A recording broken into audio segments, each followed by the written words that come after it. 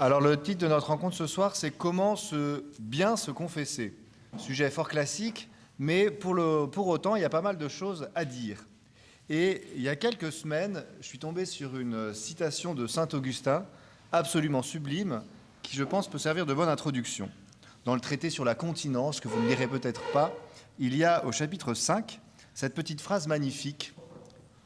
Il dit « En excusant ses péchés au lieu de s'accuser, le pécheur ne se doute pas que ce n'est pas le châtiment qui l'éloigne, mais le pardon. » En excusant ses péchés au lieu de les accuser, le pécheur ne se doute pas que ce n'est pas le châtiment qui l'éloigne, mais le pardon. Ce que nous dit Augustin, et ce que dit la foi catholique, c'est que Dieu rendra justice, et nous finirons un jour par payer nos fautes, que ce soit dans cette vie ou dans l'autre. Et donc, qu'on le veuille ou non, la justice sera rendue. Il y a du Mistral aujourd'hui. Mais la confession, c'est justement aller au-devant du Seigneur, non pas parce qu'on a peur du châtiment, mais parce que nous avons confiance en sa justice et sa miséricorde. Et donc, c'est le mouvement inverse de ce que Augustin accuse, les gens qui s'excusent et qui ne veulent pas confronter leurs péchés à l'amour de Dieu. La confession, c'est exactement l'inverse. On sait qu'on n'est pas parfait, on sait qu'on a commis des péchés, mais on va à la rencontre de la miséricorde. Alors, ce que je voudrais regarder, c'est comment faire cela efficacement ce soir. Vous le savez par cœur, un sacrement, c'est un signe efficace. C'est quelque chose un acte dans lequel Jésus a promis de communiquer sa grâce. Et en général, nous n'avons qu'à bien nous disposer, c'est-à-dire avoir une attitude intérieure juste pour bien recevoir la grâce, mais on est sûr de la recevoir. Si vous avez été baptisé bébé, ce qui je pense est la plupart du cas d'entre vous, votre disposition intérieure spirituelle, elle n'était pas ouf, quoi. Vous n'avez pas une conscience énorme de ce qui est en train de se passer, à la plupart, sauf peut-être Clotilde. Mais Dieu a communiqué sa grâce et elle a fait de vous ses enfants adoptifs. Pour le sacrement de la pénitence, ce n'est pas exactement pareil. L'attitude que l'on a, ce n'est pas simplement ce qui va rendre fructueux le sacrement, c'est ce qui est indispensable pour que le sacrement soit communiqué. C'est un peu comme pour le mariage. Les dispositions intérieures que l'on apporte sont indispensables pour que le sacrement ait lieu. Vous savez, vous connaissez par cœur les 4 piliers du mariage catholique. Pour que le mariage catholique soit valide, que les gens soient vraiment mariés en Dieu, il faut qu'ils soient libres, qu'ils aient vraiment envie de se marier librement, qu'ils soient féconds, c'est-à-dire qu'ils soient ouverts à la vie, et à plus que s'aimer juste réciproquement, qu'ils soient fidèles l'un et l'autre, qu'ils veulent se marier avec une seule personne, et qu'ils se marient de manière indissoluble, jusqu'à la mort. S'il manque un des 4 piliers au jour du mariage, le mariage n'a pas lieu. Vous pouvez avoir la plus belle cérémonie du monde, le meilleur prédicateur, claquer des mille et des cents. S'il manque un pilier, si Justine n'est pas libre, le mariage n'est pas valide, il est nul. Eh bien, dans la pénitence, c'est la même chose. Si on n'apporte pas le regret de nos péchés, le prêtre peut donner l'absolution, il ne se passe rien. Il manque la matière. Tout sacrement, c'est un signe efficace, Dieu communique sa grâce, mais il a une matière et une forme. Il y a quelque chose que l'on apporte et la bénédiction de Dieu qui vient sur ce qui est apporté. Dans l'Eucharistie, c'est facile, on amène le pain et le vin, et puis la forme consacre ce pain et ce vin. Dans le baptême, on amène un enfant, ou un catéchumène plutôt, on lui verse de l'eau et on dit une formule, et en versant l'eau et en disant cette formule de la « Je te baptise au nom du Père, du Fils et du Saint-Esprit », paf, l'enfant devient fils ou fille adoptif du Père. Dans la confession, la matière qu'on apporte, c'est notre regret, notre aveu et notre désir de réparer le mal commis. Ça, c'est ce qu'on apporte. On apporte nos péchés. Si on n'apporte pas nos péchés, il ne peut pas y avoir de sacrement, et il faut les apporter en vérité. Et puis la forme, c'est la formule d'absolution. du prêtre, je te pardonne au nom de Jésus tous tes péchés. Si on n'apporte pas nos péchés en vérité, eh bien le prêtre se retrouve un peu comme s'il avait oublié d'amener du pain pour dire la messe, enfin des hosties. Il manque un truc. Et donc, ce qu'on va essayer de voir ensemble ce soir, c'est comment faire pour que ça marche, comment apporter une matière qui soit efficace, la plus efficace possible pour que le Seigneur communique à fond sa grâce. Donc c'est simple, il y a 3 choses à faire, et ce sera le plan de notre propos. D'abord, il faut regretter ses péchés. On va voir précisément qu'est-ce que ça veut dire regretter son péché. Ensuite, il faut avouer, c'est-à-dire dire explicitement. Et enfin, il faut avoir le ferme propos de ne plus recommencer et de faire pénitence. Alors vous connaissez toutes ces expressions par cœur, mais malheureusement, en général, elles sont parasitées par pas mal de préjugés. Alors on va essayer d'éclaircir tout ça ce soir. Ça va, c'est simple? Tout le monde suit? Ok. Premier point, donc, le regret des péchés. Le regret, il jaillit assez naturellement quand on commet une faute. C'est le travail de notre conscience, comme dit Saint Jean dans l'Épître, notre cœur, il nous condamne quand on a fait le mal. Et donc la première chose à faire, c'est écouter notre conscience. Mais ici, je voudrais faire 2 précisions. La première, c'est que le regret du péché, il est à proportion de 2 facteurs. Il est à proportion de la gravité objective de la faute commise, mais il est aussi à proportion de l'intensité subjective de notre amour de Dieu. C'est-à-dire, pour que je regrette mon péché, soit il faut que je fasse une faute très grave, soit il faut que j'aime Dieu très fort. Mais pour avoir un regret intense, c'est ces 2 facteurs qui vont intensifier le regret. Si vous avez déjà fait des péchés graves, ce que je ne souhaite pas, mais que j'imagine quand même, votre conscience vous accuse, et là vous avez vraiment très envie de vous confesser parce que vous sentez que c'est mal. Mais pour avoir un regret plus intense, on ne nous demande pas de faire des péchés plus graves. Ce qu'il faut faire, c'est augmenter notre amour de Dieu. Parce que plus j'aime Dieu, plus je vais regretter mes péchés. Si vous voulez, c'est un peu comme dans un couple, puisque tout ça, c'est une histoire de relation interpersonnelle entre nous et Dieu.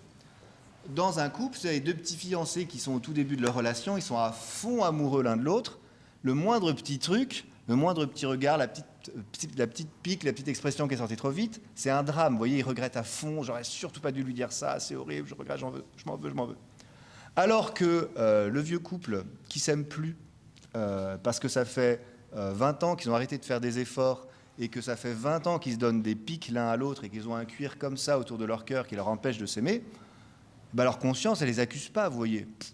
J'aime plus Bobonne, mais de toute façon, c'est pas grave. Et donc le mal que je fais à Bobonne, ma conscience ne m'en accuse même plus. Ça va?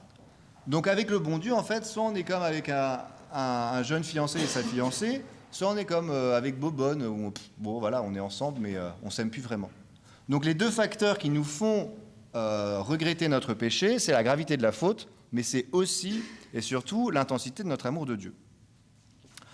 Deuxième précision, hyper importante, il faut absolument bien distinguer entre la culpabilisation, qui est un processus psychologique, et la contrition, qui est une attitude spirituelle. Les 2 sont évidemment liés, mais c'est 2 choses tout à fait différentes. La culpabilisation, c'est le regret psychologique que j'éprouve, mais par rapport à mon estime de moi-même. La contrition, c'est le regret théologal que j'éprouve, mais par rapport à ma relation à Dieu. Et si vous voulez, quand vous faites une faute grave, ça se voit assez bien. Une faute grave, on voit très bien le processus psychologique, c'est exactement comme dans le psaume 50. Mon péché, moi je le connais, ma faute est devant moi sans relâche. Ce que dit David dans le psaume 50, mon péché, moi je connais, ma faute est devant moi sans relâche. La culpabilisation, c'est ça, c'est votre péché, la chose mauvaise que vous avez commise, qui est en vous et qui vous accuse sans cesse et qui vous détruit ou vous affaiblit psychologiquement. C'est un phénomène morbide. Quand vous culpabilisez, vous n'avez plus d'énergie, vous êtes juste dans le regret du passé et vous voulez que ça s'arrête, mais votre conscience vous accuse sans cesse. Ça, ce n'est pas du tout ce que l'Église veut pour vous.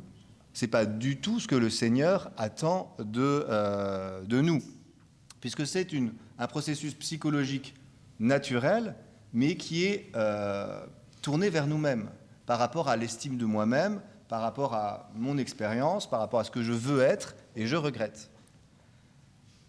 La contrition, c'est par rapport à Dieu. Et donc, quand je regarde ma faute avec un regard de contrition, je sais que l'amour de Dieu est infiniment plus grand que ma faute. Et donc, son amour de Dieu, il me permet de traverser ma faute, et quand je la regarde, j'ai plus le désir de me convertir que l'envie de mourir et de me considérer comme un loser, si vous voulez. Saint François de Sales dit dans le traité de l'amour de Dieu que la tristesse de la pénitence, donc cet esprit de contrition, elle n'est jamais chagrine ni renfrognée. Elle ne plonge pas l'esprit dans l'hébétude. Au contraire, elle le rend actif, prompt et attentif. Elle n'abat pas le cœur, elle le relève plutôt grâce à la prière et à l'espérance, en stimulant sa ferveur et sa dévotion. Donc, tout l'enjeu d'une bonne confession, c'est de passer d'une contrition qui est morbide et qui me renferme sur moi-même, de la culpabilisation qui est morbide et qui m'enferme sur moi-même, à une contrition qui me donne envie de me bouger et de me convertir, et qui est vraiment quelque chose de vital. Ça va jusque-là? Donc face à ça, avec ces deux précisions, il y a 3 petites difficultés qui viennent embrouiller notre conscience. Et je suis désolé, ces moments, c'est un peu désagréable, mais quand on parle de la confession, on est un peu obligé de dire des choses qui piquent un peu. Il y a 3 choses qui, me semble-t-il, embrouillent notre conscience aujourd'hui. D'abord, et ça ne date pas d'hier, c'est qu'on a beaucoup de facilité à voir les péchés des autres, et on a du coup tendance à un peu ignorer les nôtres. Jésus nous met en garde dans l'Évangile, vous connaissez ça par cœur. Qu'as-tu à regarder la paille qui est dans l'œil de ton frère et la poutre qui est dans ton œil? À toi, tu ne la remarques pas. Comment peux-tu dire à ton frère, frère, laisse-moi ôter la paille qui est dans ton œil, toi qui ne vois pas la poutre qui est dans le tien? Hypocrite, ôte d'abord la poutre de ton œil, et alors tu verras clair pour ôter la paille qui est dans l'œil de ton frère. Bon. Petite parabole assez classique, mais je pense qu'il faut parfois la prendre un peu au sérieux, pas simplement sur nos traits de caractère, mais aussi sur notre culture. Vous voyez, quand on vit à Marseille, on peut se scandaliser du comportement incivique de certaines populations d'origine extra-européenne qui rentrent dans le métro sans payer, jettent leurs déchets dans la rue et dire « Regardez, c'est des pêcheurs, comment ils agissent ». On ne dit pas ça comme ça, mais c'est ce qu'on pense. Et en même temps, on est complètement aveugle sur les péchés de notre culture contemporaine. Le fait qu'on laisse les personnes âgées dans des situations qui sont parfois lamentables, le fait qu'on gaspille notre argent d'une manière absolument scandaleuse, en achetant des quantités de biens absolument inutiles. Et ça, on ne le voit pas trop, vous voyez. Donc attention à la poutre des extra-européens, et regardons aussi... Non, c'est l'inverse. Attention à la paille des extra-européens, et occupons-nous de la poutre des bons Français. Deuxième difficulté, l'obsession sur les péchés de l'affectivité et l'oubli du reste. C'est-à-dire, les péchés contre la chasteté prennent une importance immense dans notre vie morale, et du coup, le reste passe à la trappe. Or, et c'était une remarque que nous faisait notre prof de théologie morale quand j'étais étudiant à Toulouse, le bon père Thierry Maria Monique, il disait « Les catholiques français se confessent dans des proportions exactement inverses à celles de l'Évangile. Dans l'Évangile, Jésus ne parle quasiment jamais de sexe et il parle tout le temps d'argent. Les catholiques français, quand ils se confessent, parlent quasiment tout le temps de sexe et quasiment jamais d'argent. Donc, là aussi, c'est un problème vieux comme le monde. Saint Thomas d'Aquin, dans la Somme de théologie, dit que la moindre gravité des péchés charnels est compensée par leur côté humiliant.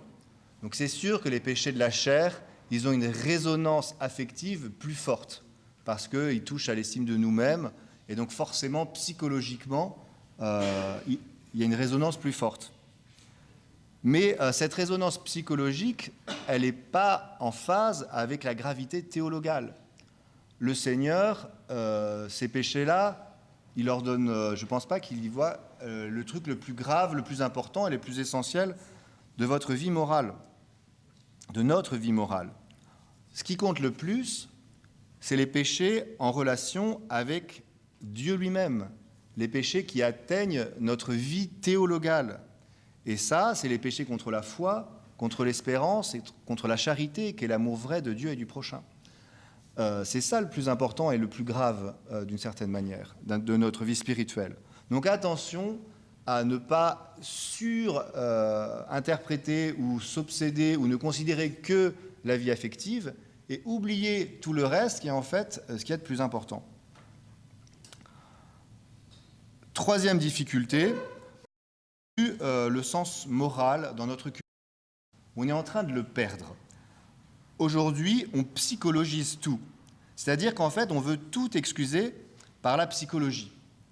Et c'est bien d'avoir une intelligence psychologique de ce que l'on vit, c'est-à-dire comprendre les raisons psychologiques qui expliquent pourquoi je suis agressif ce matin. Effectivement, tu n'as pas dormi, tu n'as pas mangé, et en ce moment, c'est un peu difficile. Donc, c'est normal que tu aies de l'agressivité. Et donc, c'est normal et c'est bien d'avoir une intelligence psychologique de ce que tu es en train de vivre. OK. Mais après, l'acte que je pose, le fait d'être agressif, reste un acte moral. Et mon petit chou, OK, t'es fatigué et t'as pas mangé, mais t'es quand même agressif.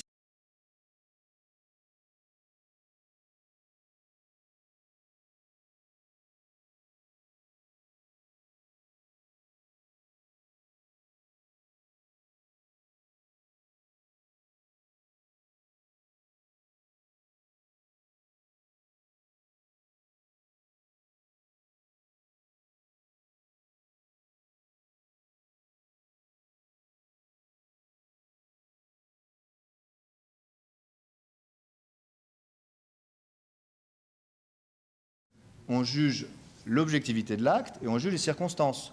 Mais l'objectivité, il demeure. Par exemple, le fait que Faustine et Éloi n'arrêtent pas de parler depuis le début de la conférence, c'est un acte objectif, si vous voulez. Leur intention, c'est qu'ils sont fatigués, qu'ils sont très heureux de se retrouver, ils ont plein de circonstances atténuantes, mais objectivement, c'est quand même un peu pénible pour les personnes devant et pour celui qui est en face. Voilà. Excusez-moi, je n'avais pas prévu cet exemple, mais vous me l'avez servi sur un plateau d'argent. Donc, on ne psychologise pas tout et on garde un regard objectif, moral, sur les actes que l'on pose. Saint François de Sales dit carrément « On est excusable de ne pas être toujours gai, G-A-I, mais car on n'est pas si maître de sa gaieté qu'on puisse la voir quand on veut. Mais il continue, mais on n'a pas d'excuse à ne pas être bon, arrangeant, simple, car notre volonté le peut toujours.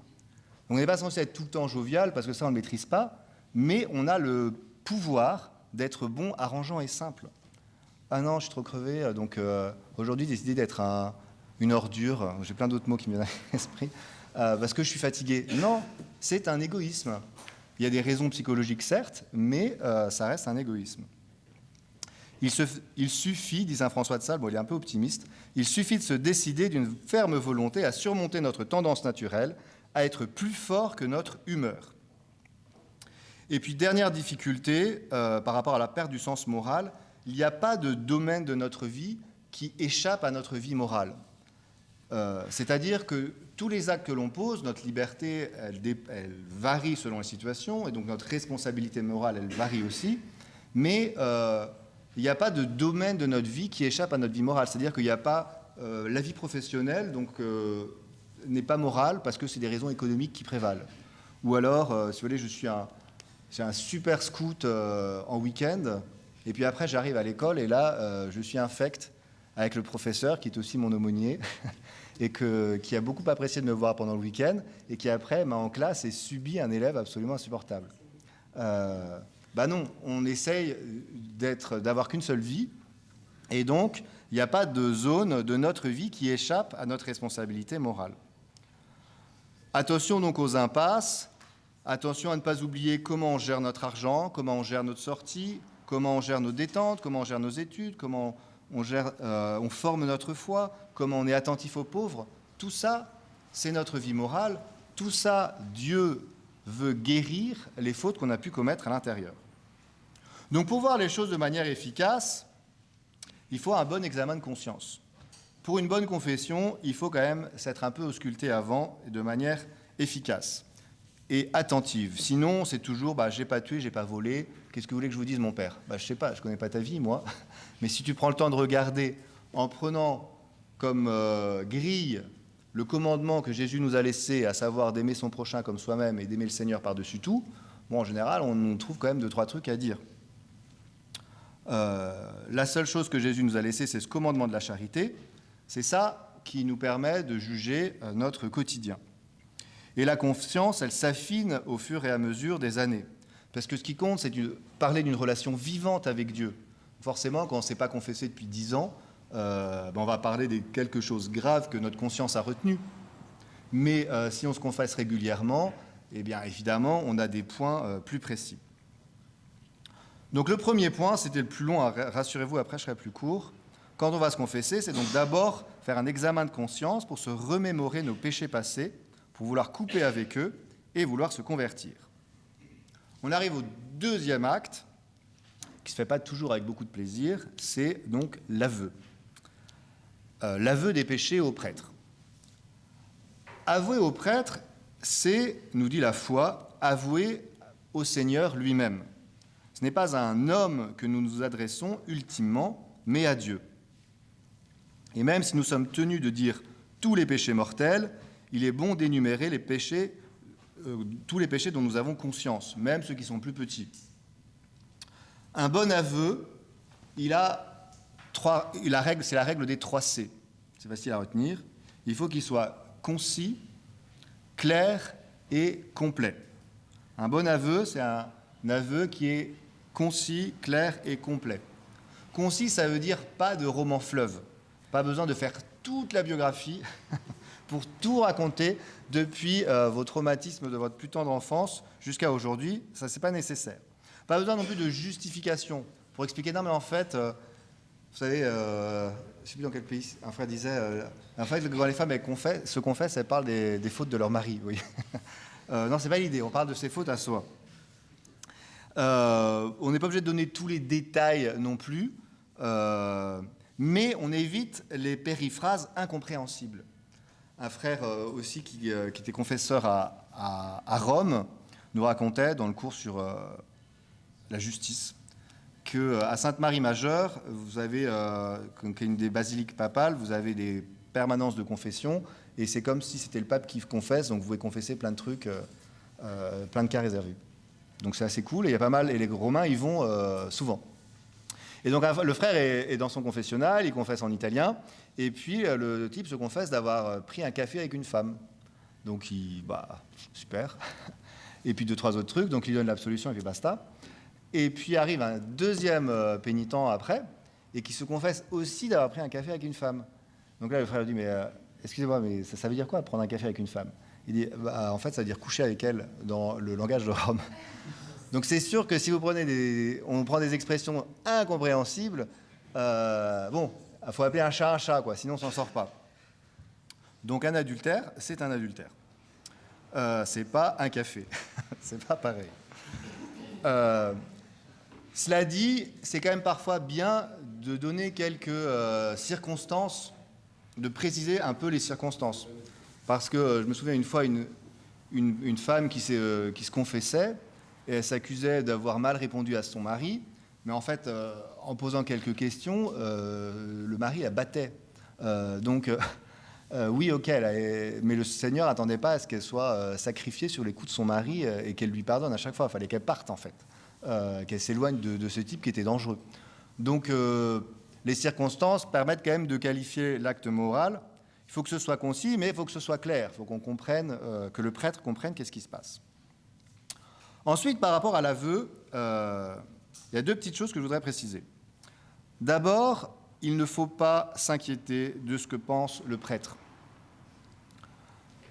Et s'il y a un truc que vous pouvez retenir, c'est que plus le péché, plus l'aveu est honteux, plus la confession est belle.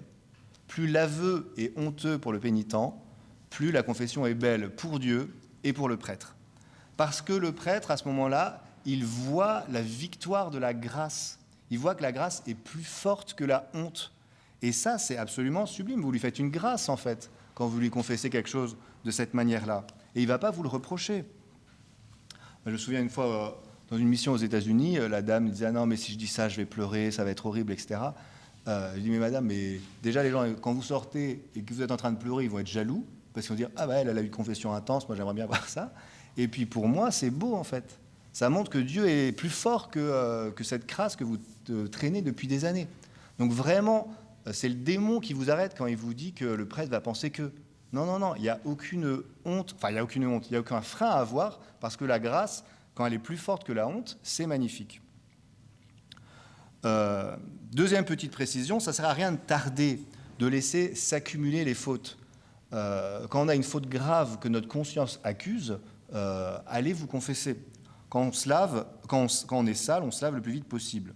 Quand notre âme elle est encrassée, il ne faut pas trop tarder pour la laver, pour que le Seigneur la purifie. La confession fréquente est la douche de notre âme qui nous purifie et nous vivifie.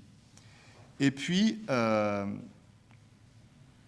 Pie XII, je ne le cite pas souvent, précise que la confession, elle sert à augmenter la vraie connaissance de soi, favoriser l'humilité chrétienne, elle tend à déraciner les mauvaises habitudes, elle combat la négligence spirituelle et la tiédeur, elle purifie la conscience, elle fortifie la volonté, elle se prête à la direction spirituelle et, par l'effet propre du sacrement, elle augmente la grâce.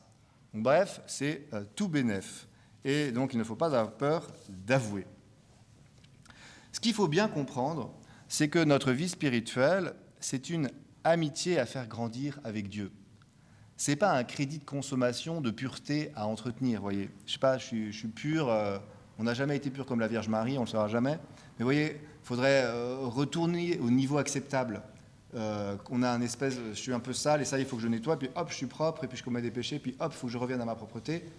Ce n'est pas d'abord ça, c'est d'abord une relation que l'on fait grandir. Et quand on se confesse, on permet à Dieu de nous pardonner, eh bien on renforce cette relation. Et ça la fait grandir. Savoir que l'on est pardonné, c'est une grâce, c'est vraiment un privilège des chrétiens. Je ne sais pas si vous avez déjà eu un péché qui vraiment vous accusait, qui vraiment vous mettait dans le mal, que quelqu'un vous dise au nom du Seigneur, je te pardonne tes péchés, c'est une libération. Je me souviens notamment une dame qui recommençait la vie. Je n'ai que des exemples de femmes, ça ne va pas du tout. Une dame qui avait redécouvert la foi, elle avait été baptisée petite, elle avait fait n'importe quoi après, des choses d'ordre contraire à la chasteté, dont elle était très très honteuse parce qu'elle s'était reconvertie et qu'elle avait préparé, je ne sais plus, la première communion ou la confirmation. Et elle était écrasée par ce qu'elle avait fait, elle s'était sentie salie, vraiment c'était un poids sa faute pour elle. Et la confession, elle en pleurait de joie d'être libérée de ça. Elle en pleurait de joie et elle se disait mais pourquoi les gens ne savent pas à quel point c'est magnifique, vous comprenez ? Donc quand le Seigneur nous donne sa grâce, c'est pas pour augmenter un capital de pureté, c'est pour nous débarrasser de nos fautes, mais pour nous renouveler dans son amour, pour rendre cet amour plus fort et plus intense. Dernière chose à faire, le ferme propos de ne plus recommencer et de faire pénitence. Donc vous savez, et si vous ne le savez pas, il faut l'apprendre par cœur, avant que le prêtre donne l'absolution, on dit l'acte de contrition. Mon Dieu, j'ai un très grand regret de vous avoir offensé parce que vous êtes infiniment bon, infiniment aimable, et le péché vous déplaît, c'est pourquoi je prends la ferme résolution, avec le secours de votre sainte grâce, de ne plus vous offenser et de faire pénitence. Donc deux choses ici, le ferme propos de ne plus recommencer et la pénitence. Là aussi, il faut bien comprendre la relation avec la psychologie. Le ferme propos de ne plus recommencer, c'est un engagement de ma volonté à cet instant avec la grâce. C'est-à-dire que c'est une disposition morale. Ce n'est pas une certitude psychologique. Si vous avez déjà, s'il y a un péché que vous avez déjà commis plusieurs reprises et que vous sentez que vous risquez de retomber dedans, vous n'êtes pas hypocrite si au moment où vous confessez, vous dites Seigneur, je veux être libéré de ce péché. Et si, comme dans Matrix, je sais pas, vous avez une petite pilule bleue, avec cette pilule bleue qui serait la grâce invincible, j'ai la certitude de ne plus jamais retomber dans ce péché. Si vous prenez la pilule bleue, ça veut dire que vous avez le ferme propos de ne plus recommencer, vous voyez. Mais vous savez que vous avez besoin de la pilule bleue pour y arriver. Que sans la petite pilule, vous, effectivement, psychologiquement, laissé à votre seule force, vous risquez de retomber dans le péché. Ça va ou pas? Parce que je ne sais pas si l'exemple de la petite pilule bleue, c'est clair. Ce n'est pas une certitude psychologique que j'y arriverai tout seul, c'est qu'avec la grâce de Dieu, si j'ai sa grâce, je sais que je ne veux pas retomber dedans, quoi. C'est ça le ferme propos. Et donc si on a une addiction, en quoi que ce soit, ça ne doit pas empêcher de se confesser. Ça ne doit pas empêcher non plus de prendre des moyens psychologiques pour lutter contre le péché, mais ça ne doit pas empêcher de se confesser. Parce que la confession, elle n'efface pas toujours la racine du péché. Pour ça, il faut tout le travail de notre ascèse et de la psychologie moderne parfois, et c'est autre chose. Et la grâce, bien sûr. Donc ça, c'est le ferme propos. Le deuxième chose qui est nécessaire à la fin, c'est la pénitence pour réparer. Quand j'étais à la réunion, il y avait un étudiant qui m'avait partagé cette phrase que j'ai trouvée magnifique. Il demandait à son grand-père, pour je ne sais plus quel anniversaire, qu'est-ce qu'était le secret d'un mariage réussi. Et son grand-père lui avait fait cette réponse, il lui avait dit « La différence entre ta génération et la mienne, c'est que nous, quand quelque chose était abîmé, on le réparait. Quand quelque chose est abîmé, on le réparait. » Et on parle d'une relation.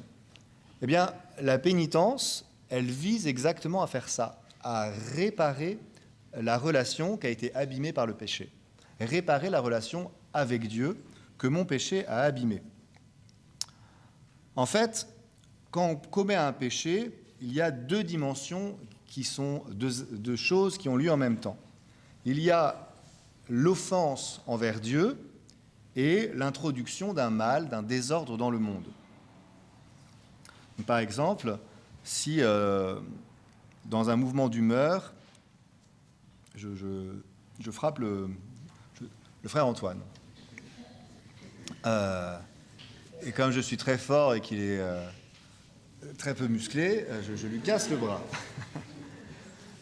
Si je casse le bras du frère Antoine, bon, on est frères, etc., il va me pardonner, donc il va lever l'offense.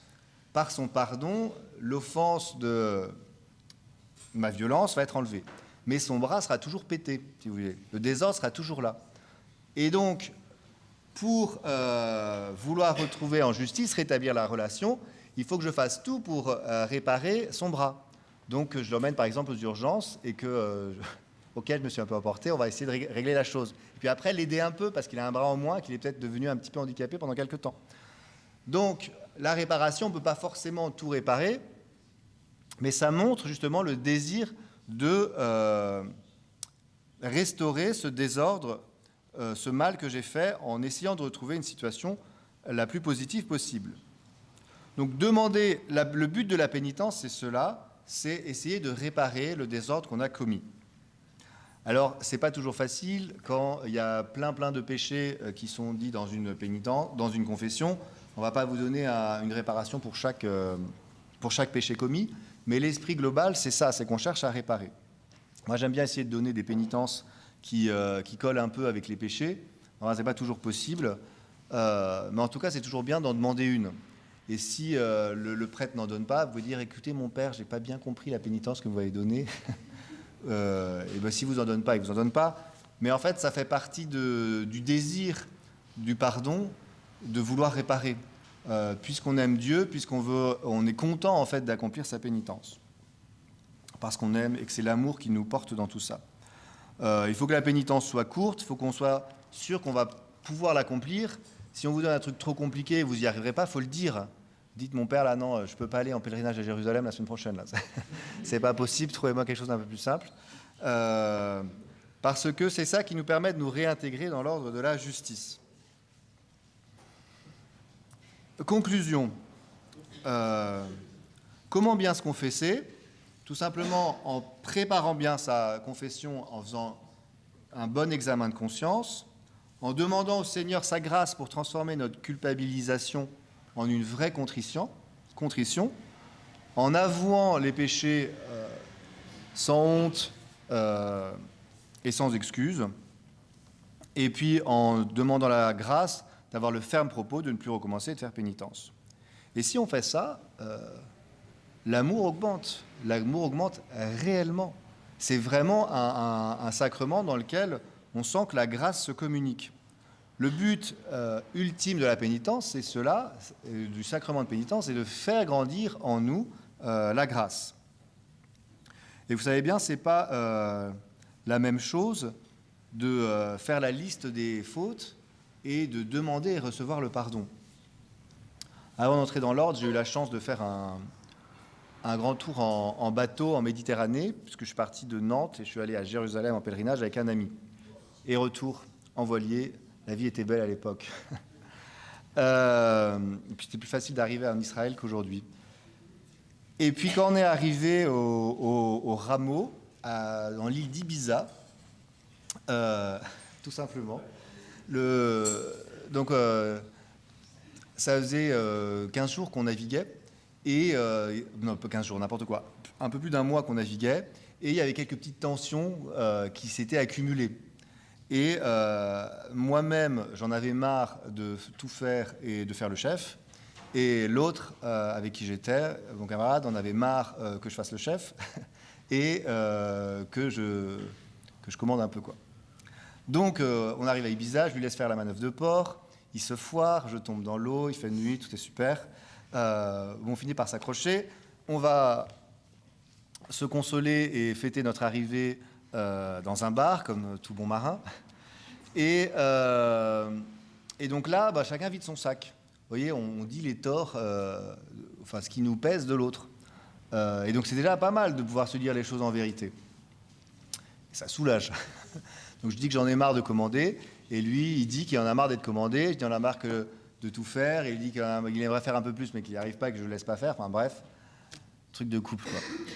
Et alors, c'est pas un couple, hein, mais... Et le soir, quand on se recouche, non, le lendemain, à la messe des rameaux, à Ibiza, en espagnol, je ne comprenais rien, je repense à ce on s'était dit la veille, et je me dis, bon, ça soulage, mais en fait, il manque un truc, on ne s'est pas pardonné. On s'est dit nos trucs, mais on ne s'est pas dit, je te demande pardon, je te pardonne. Et là, il reste encore un petit truc à franchir, parce qu'au déjeuner après, il y a une petite fierté là, qui nous retient, nous les hommes, pour dire, je te demande pardon pour ce que je t'ai fait. Et bon là, c'était pas des gros torts, hein, donc c'était pas très compliqué. Mais n'empêche que ça a vraiment fait une énorme différence entre le soulagement d'avoir vidé son sac et puis le fait de réintégrer cette amitié qui avait été blessée par nos fautes réciproques. Et donc dans la pénitence, dans le sacrement de la confession, nous les catholiques, ou enfin tous les chrétiens qui ont gardé ce sacrement, on a un privilège. On a le privilège de pouvoir vivre cela de manière explicite. Non pas simplement de vider nos sacs devant le Seigneur, mais de pouvoir l'entendre nous dire à travers la parole du prêtre « Je te pardonne tes péchés ». Et ça, c'est une grande chance. Donc ne gaspillons pas les grâces que le Seigneur veut nous donner, parce que... j'arrive pas à conclure. C'est génial, quoi, il faut le faire.